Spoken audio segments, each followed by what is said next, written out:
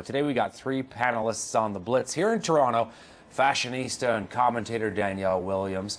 In Montreal, Showm FM DJ and musician, self-professed geek, Jason Rockman. And finally, in Vancouver, entertainment commentator and lifestyle reporter Jeremy Saffron. And so, guys, I want to start off with Adele. You know, the British soul singer has just done something that no singer has done since 1993, and the Bodyguard soundtrack by Whitney Houston. So 17 weeks at #1 for Adele. Danielle, let's start with you. What do you think? I think it's a very great accomplishment by Adele, and I think she will reach that record that Whitney Houston and the Bodyguard reached. The Grammys are right around the corner. Whenever going into the Grammys, artists get a lot of momentum behind them, get a lot of excitement, and Adele hasn't really performed in a really long time because of her throat condition, but she's set to perform, she's set to hit the stage, she has 6 Grammys, so I think she's gonna break Whitney's 20-week record.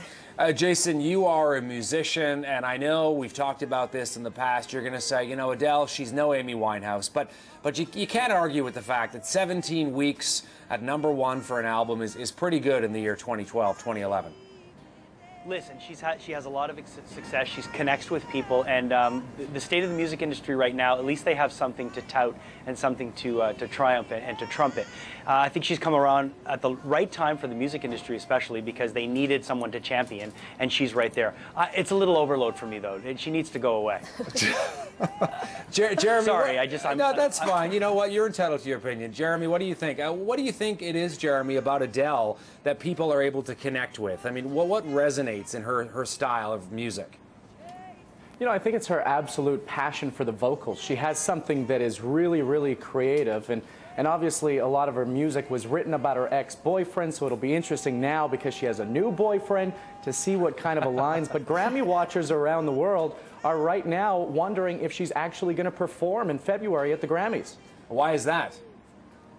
Well, apparently it has not been announced. Now, she had throat surgery. She's coming around on that. She was spotted smoking after the surgery, though, so there's a lot of people speculating, is she going to perform for the Grammys? Is she not going to perform for the Grammys? It's not released yet.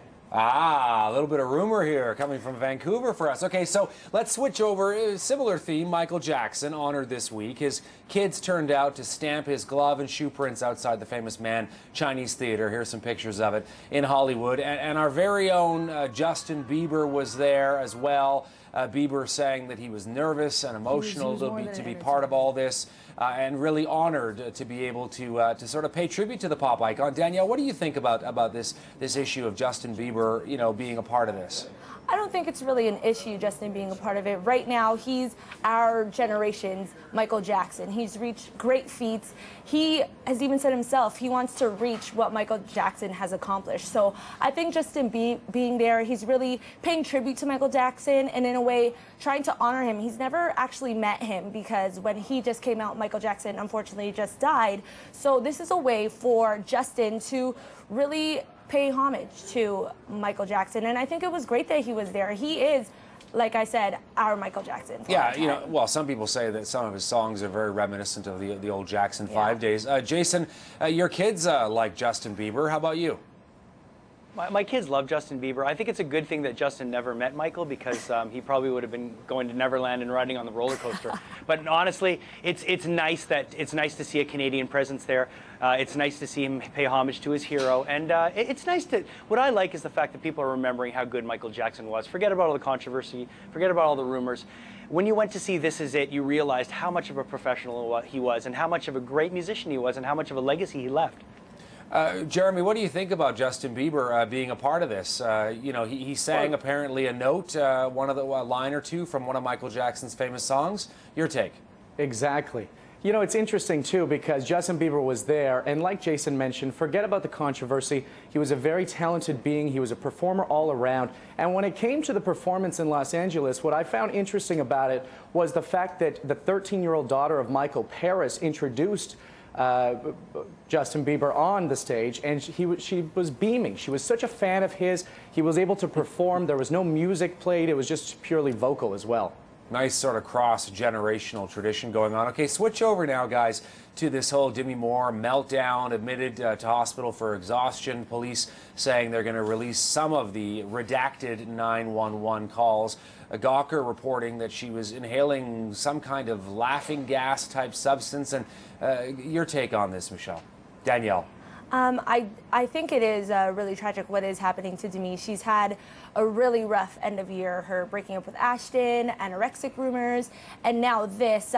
If the tape is released, I'm not too sure if I'll listen to it. Listening to someone in distress, worrying about someone, that really worries me, but at the same time, I think that it will be a good thing for everyone to hear what's going on, and maybe with all this media around the bad controversy around me, maybe this will finally give her a change in her life and make her realize she needs to live a healthier lifestyle. Yeah, there seems to me, anyway, to be sort of a slightly ghoulish quality to this story. Jason, what do you think about Demi Moore and what she's going through?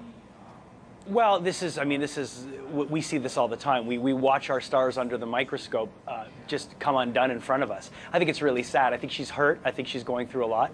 And when I was in the grocery aisle the other day, I went to get whipped cream and make a sundae, and I realized there was no air in it. She must have been through that aisle. Oh, man, that was too She was doing whippets. That's terrible. She was doing whippets. You know, one interesting thing I noticed is that she's got 4.5 million Twitter followers, but the issue is she's actually still using the handle, the Twitter handle, Mrs. Kutcher, after Ashton Kutcher. What's your take on the whole Demi Moore hospitalization, Jeremy? You know, it's very interesting stuff because, speaking of Twitter, Ashton Kutcher is in Brazil partying. They were showing clips of him fist pumping at a Bruno Mars concert while all of this is happening in LA.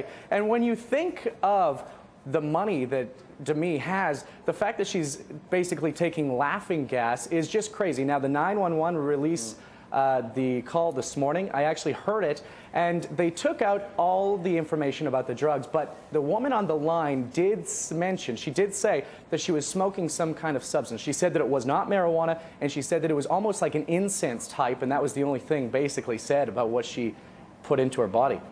Danielle Williams, Jason Rockman, Jeremy Saffron. Thanks, guys, for being part of the panel today. You've been